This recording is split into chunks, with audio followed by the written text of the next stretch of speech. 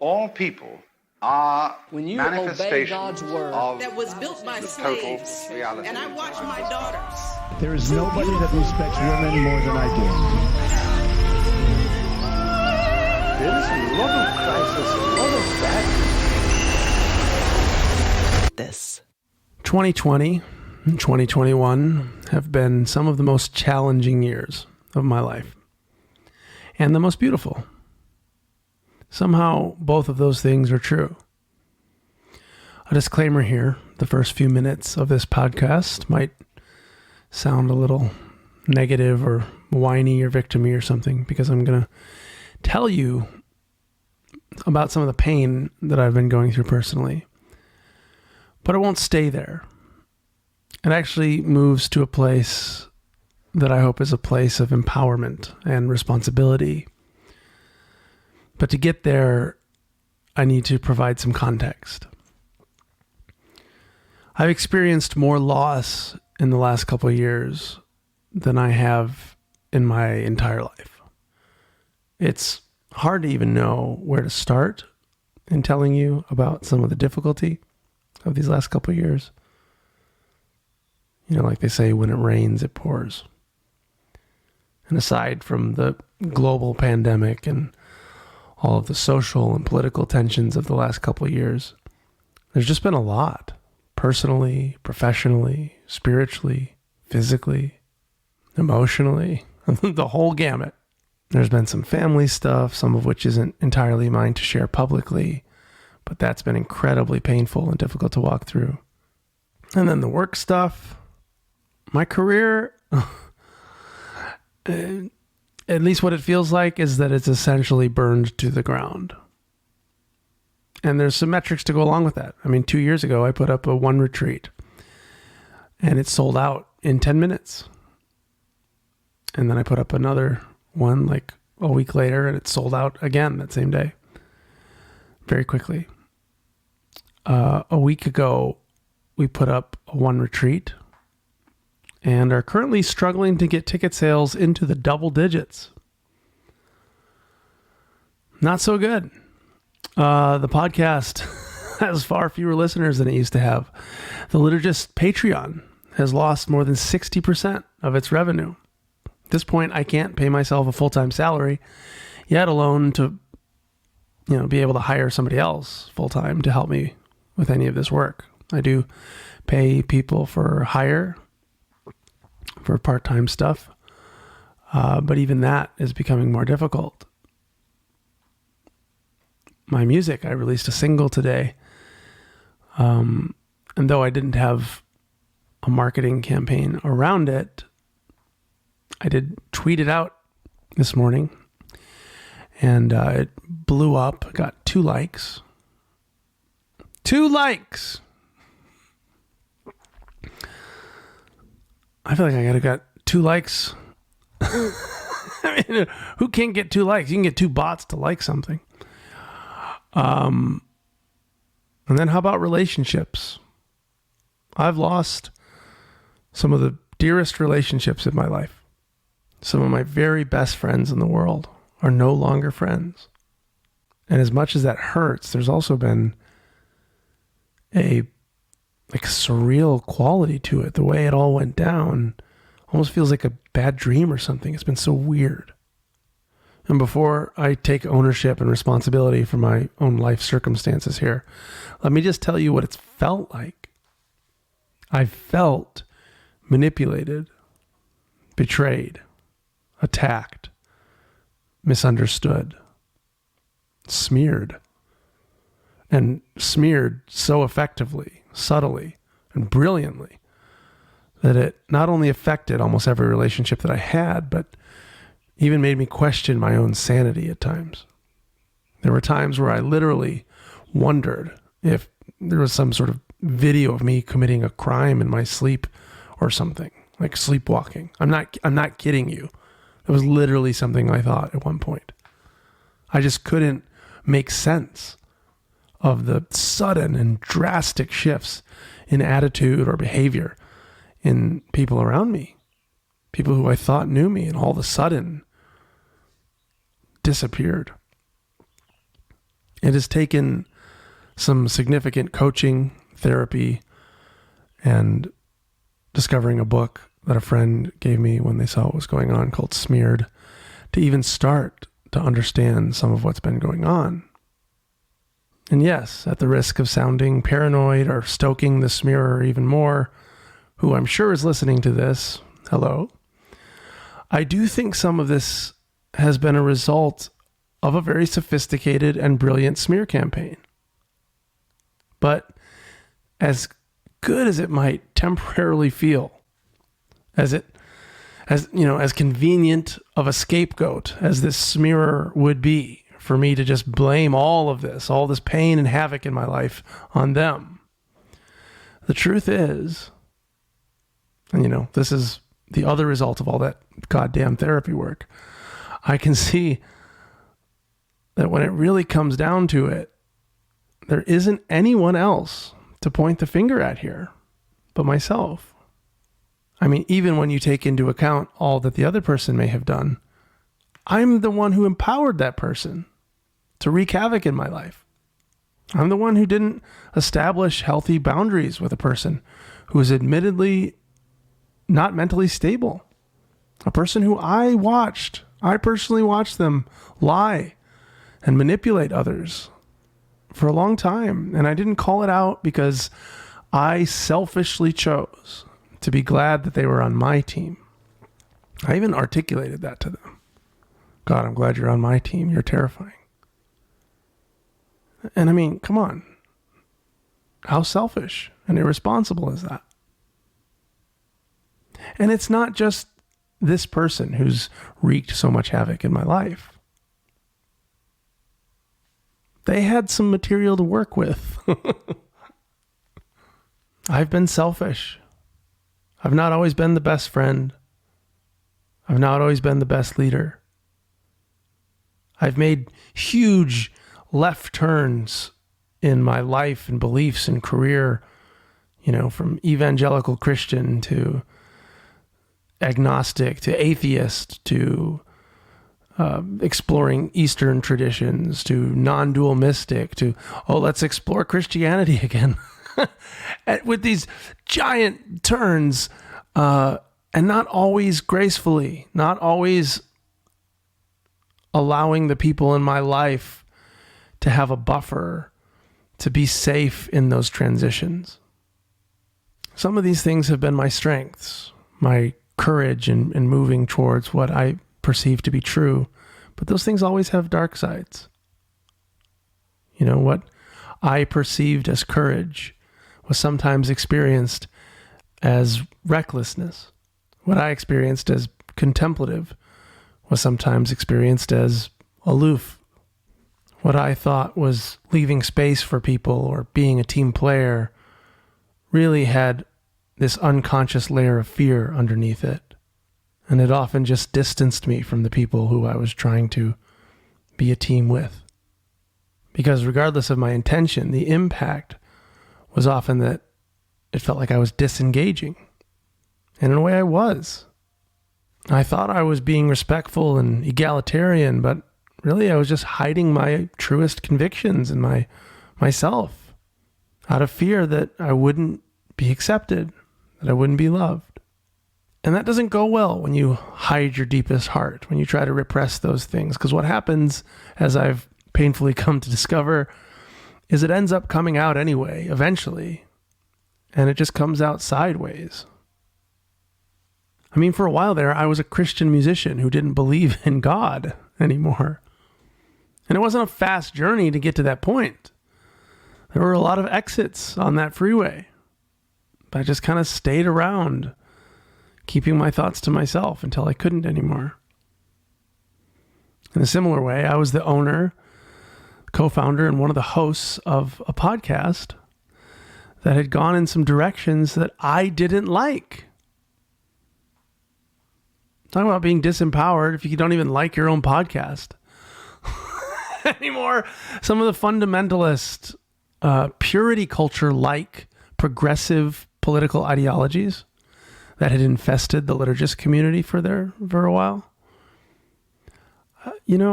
it's something that I put up with. It's something that I could have spoken up about more. But rather than speaking consistently and clearly about some things that I think were extremely harmful and destructive and silly, I would just kind of go along with what the team was doing, and I'd occasionally, tweet something that had a little more zing on it than I consciously intended. And then some sort of storm would erupt. And I thought for a while that was just something that would happen to me, but I can see now how it was a result of my own doing. And then my career, it'd be really easy to sit here and feel like a victim of somebody else, of something else. But the truth is, I can't point my finger anywhere else on this one either. I saw this home movie a while ago that really made me start to question my relationship with audiences in general. I was like 14 or something, and I was in this talent show. And I had practiced so hard to play guitar. I lived in central Wisconsin, and no offense to central Wisconsin, but it's not like an arts capital of the world. So in the talent show, I spent, my guitar solo really was pretty good. It was pretty good. Like, I really spent a lot of time on this guitar solo, and people loved it. They stood and cheered. And I had worked hard for that cheering, right? I mean, why else was I there? Why else did I work so hard? But I saw in this video that I watched of this performance, right at the end, I finish, people go crazy. The look on my face, I was like, what was that? Because the look was like, it kind of was like, screw you guys. There was a noticeable disdain on my face. There's been something about you, the audience, that I love and need, and I've worked so hard to get your approval. And then when you give it to me, there's something about that whole exchange that has made me in the past feel ashamed of my own need for you. I think this is all unconscious. This is stuff that's been surfacing in therapy and all that. But ashamed of me needing your love. And there's something that I began to unconsciously resent you. And again, I think some of that unconscious resentment and shame has come out sideways at different times of my career in ways that alienated people, in ways that burned bridges. And there's a terrible irony here that in this audience and in this career of where I've looked for so much love and needed it, needed affirmation, I at the same time pushed people away. I tried so hard to call people in while at the same time pushing them away. That's insane. So as much as I want to blame my floundering career on someone or something else, I can't. I really can't point my finger anywhere but here. So I've learned it's quite a feeling to be sitting in the rubble of your life, realizing that it was you who burnt it down. Realizing it was me. I want to say that clearly. So let's add to the burning life around that potential onslaught of deep shame to the mix. And you've got yourself a nice, 2021 existential cocktail. Okay, so maybe you can understand part of why I said at the beginning that the last 2 years have been some of the most painful. But maybe you don't understand why I would say that they were also the most beautiful. I mean, it doesn't probably sound very beautiful. And this is why. I'm so fucking alive right now. I'm so alive. I can feel my toes right now, my pinky toes.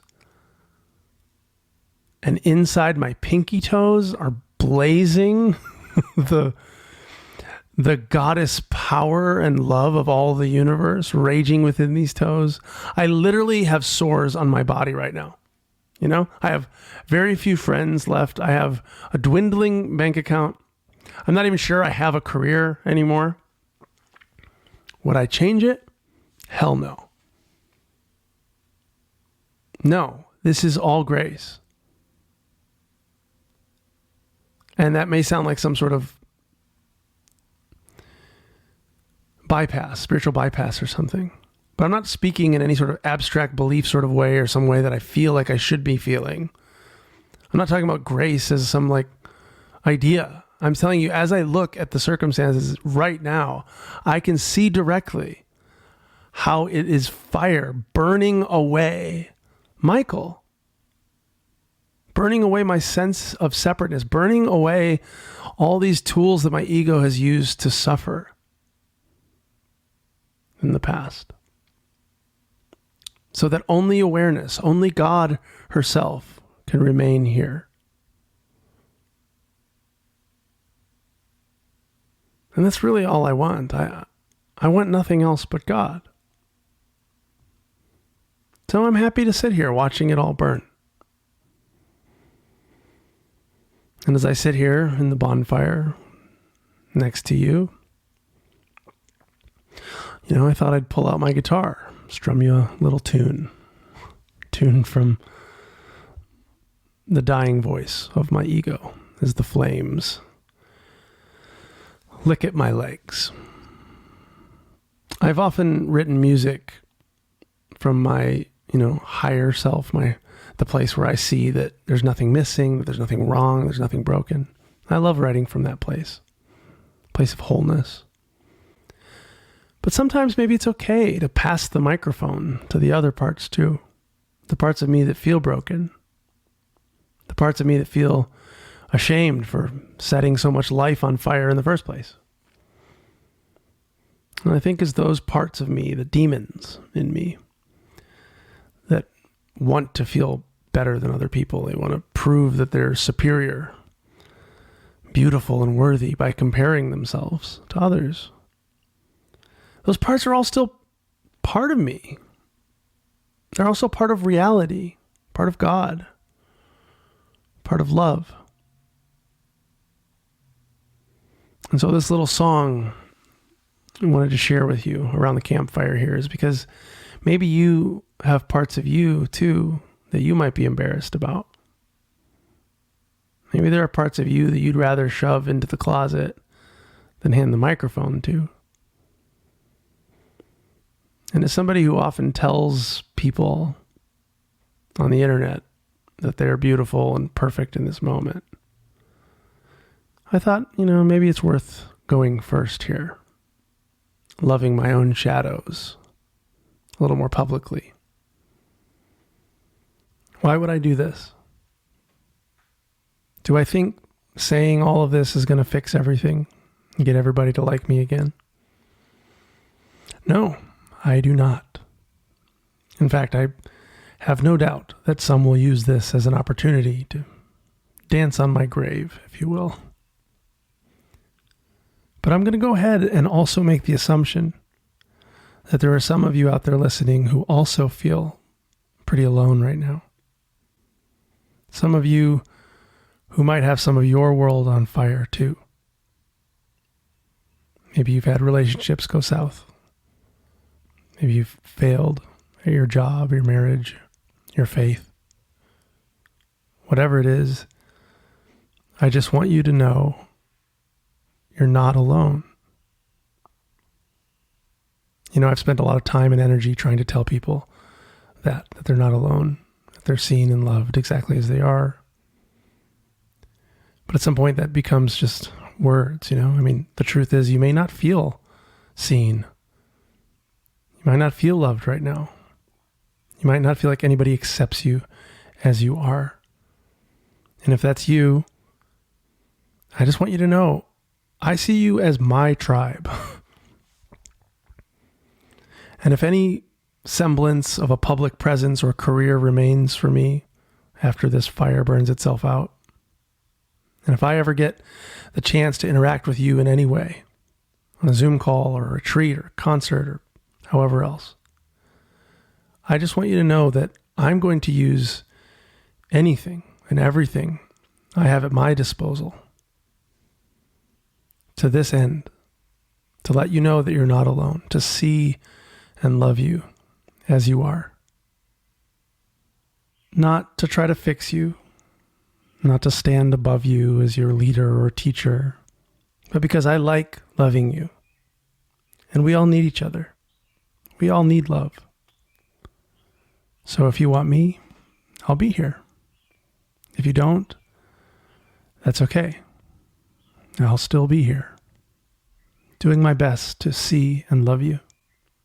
And I do that primarily by first seeing and loving who I am. Because as I see who I really am, I simultaneously see who you really are. As I love myself, it creates room for me to love you.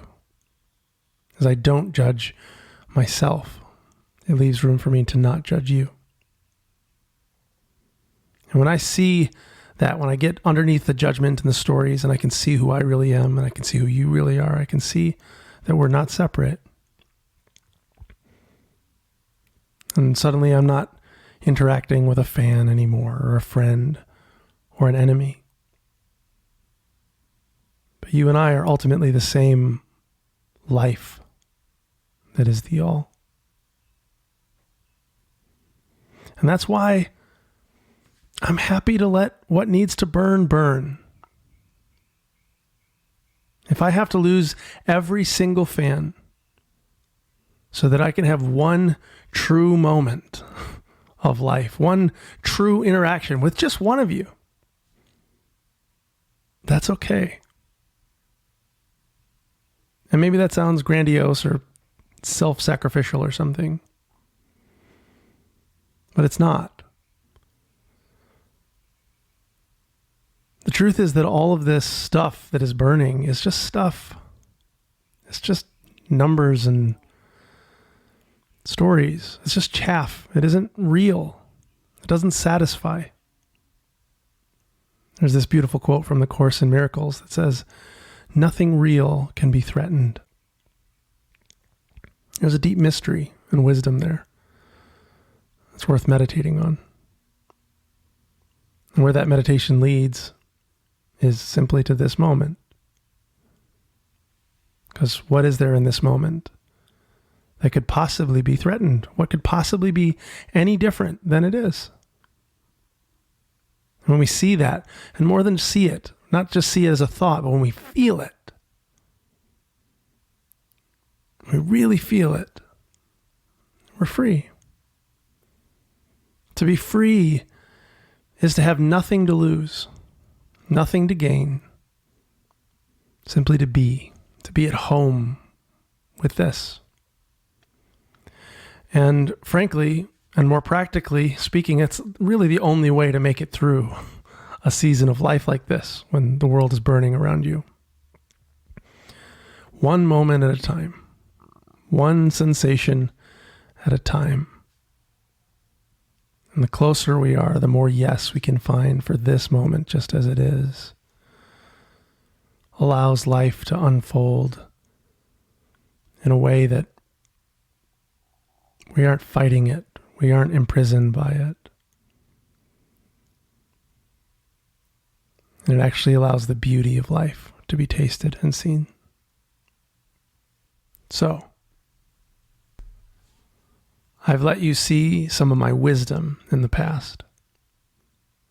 And this podcast and this song that I'd like to share with you that was written out of some of this experience is an attempt to also let you see some of my foolishness so that you can know your foolishness is welcome here too.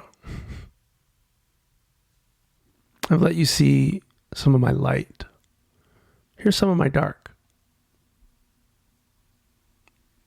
Because I'm not here to prove myself to you anymore. For a while I was. But I can't anymore. And I have no interest in presenting some version of myself to you that turns out to be just another thing that needs to burn. And I can see in this moment that whether I'm successful or not, whether you like this song or not, it really doesn't matter that much. There's nothing to be ashamed of here because there's nothing missing here. There's nothing broken here. Even the experience of missingness and brokenness, it's just part of what is. And as soon as I accept that, if I can love what's in this moment, including those shadow parts, then maybe I can love not just me a little more, but love you a little more effectively as well. Maybe I won't have to keep pushing you away when you stand a clap for me, if you ever do again. Maybe I won't have to resent your love, but could just accept it and drink it in as part of the divine river that is everything and everyone. I hope you enjoy the song, but more than that, I enjoyed making it for you. And maybe that's enough.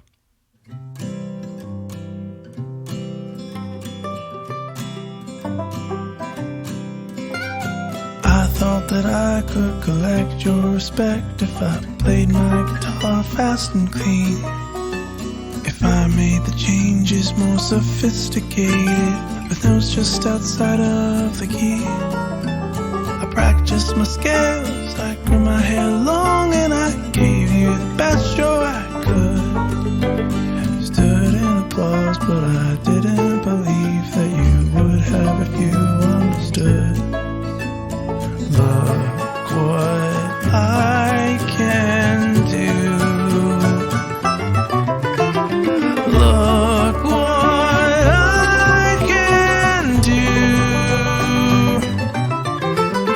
I can't make you love me. I can't make you proud. But I can learn to love you if I can love myself.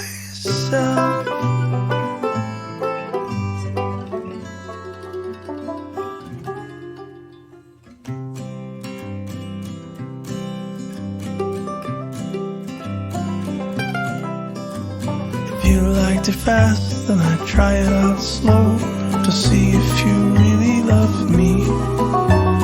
Was I a beggar, a clown in your court? I'd flip you off and wait and see. I burned all my bridges, I broke my guitar, and the microphone fell off its stand. The crew was all gone, my friends were all gone, my family was locked in the van.